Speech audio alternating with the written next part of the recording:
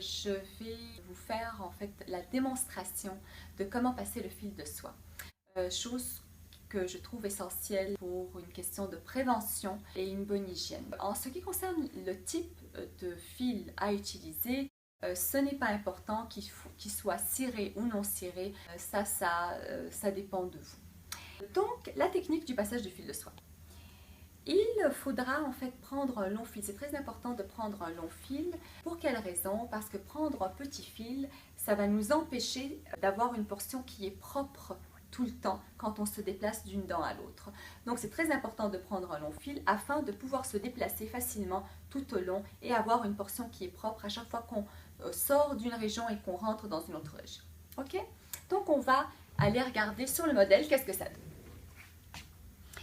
Alors le truc, tenir le fil proche, donc ne jamais avoir les doigts très loin les uns des autres parce que le contrôle n'y sera pas. Donc très important quand on passe le fil de soie d'avoir les doigts proches. On va commencer par exercer une pression, donc on entoure la première dent et on va la longer, on va la râper.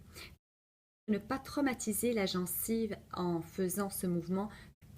Une fois que la première dent est terminée, okay, ça peut arriver que le fil sorte, on va aller entourer l'autre dent, qu'on va exercer une pression sur l'autre dent et on va faire le même mouvement de râpage. Donc on ne scie jamais, on va aller râper. Et donc on va aller entourer la dent, on va aller la râper et on va aller entourer la dent de ce côté-là et on va aller la râper. Donc on ne va aller jamais scier, ça c'est pas bon, mais on va aller râper à la place. Okay? Et quand on sort, je prends une nouvelle portion et je me déplace, je rentre et même chose, les doigts proches, j'entoure la dent que je veux nettoyer et je commence à la râper.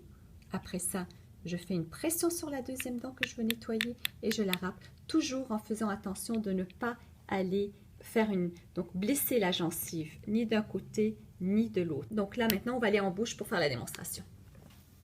Encore une fois, les doigts proches et non loin pour avoir un meilleur contrôle et on y va.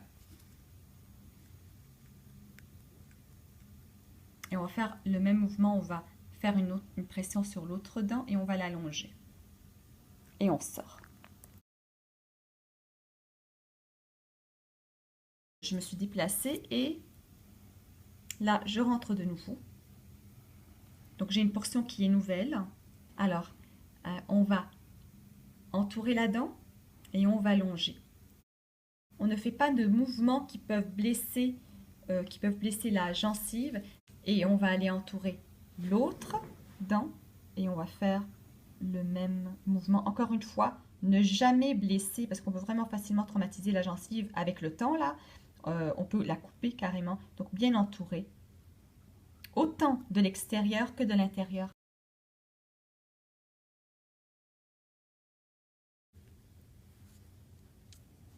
Comme ça. Okay.